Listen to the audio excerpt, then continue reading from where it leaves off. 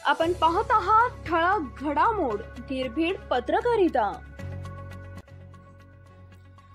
शिरूर तालुक्यात जबरी दरोडा, सोन्याच्या झुब्यासाठी महिलेचे कापले कान।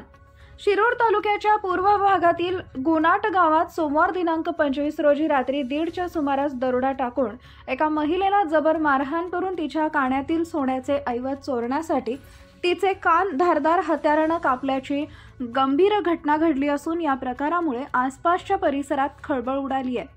याबाबत सोपान करपे वय वर्ष 48 राहणार गुनाट करपे वस्ती तालुका शिरूर जिल्हा पुणे यांनी शिरूर पोलीस स्टेशन इथं फिर्याद दाखल केली असून 4 अज्ञात इसमाविरोधात गुन्हा दाखल करण्यात आलाय।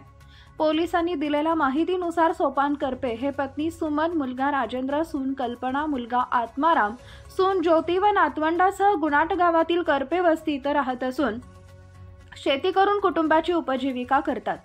सोपान करपे हे आळंदी इथं पायवारी करण्यासाठी गेले असल्याने दिनांक 25 नोव्हेंबर 2024 रोजी मध्यरात्री 1:30 वाजेच्या सुमारास त्यांच्या पत्नी सुमन खोलीमध्ये एकट्याच दरवाजा ओढून झोपल्या होत्या।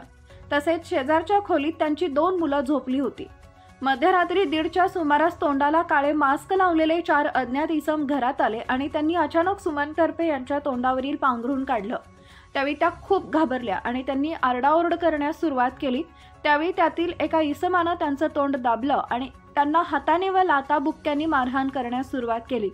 तसेच जबरदस्तीनं त्यांच्या गळ्याला चाकू लावून गळ्यातील सोन्याचे मंगळसूत्र काढून घेतले, पण कानातील झुब्याचे वेल व झुबे काढता येत नसल्यानं आरोपी चोरांनी कोणत्या तरी धारदार हत्याराच्या सहाय्याने त्यांचे दोन्ही कान खालील बाजूने कापून झुबे व वेल काढून घेतले। तसेच पेटीतील 3,000ची रोख रक्कम चोरी करून घेऊन गेले।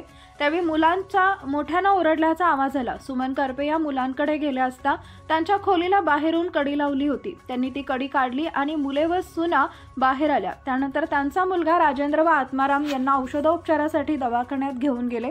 या दरोड्यात सोन्याचे मणी मंगळसूत्र, कानातील सोन्याचे झुबे व वेल आणि 500 रुपयाच्या 6 नोटा अशी एकूण 63,000 रुपयांची चोरी झाली असून या घटनेचा पुढील तपास सहाय्यक पोलीस निरीक्षक गिरी करत आहेत।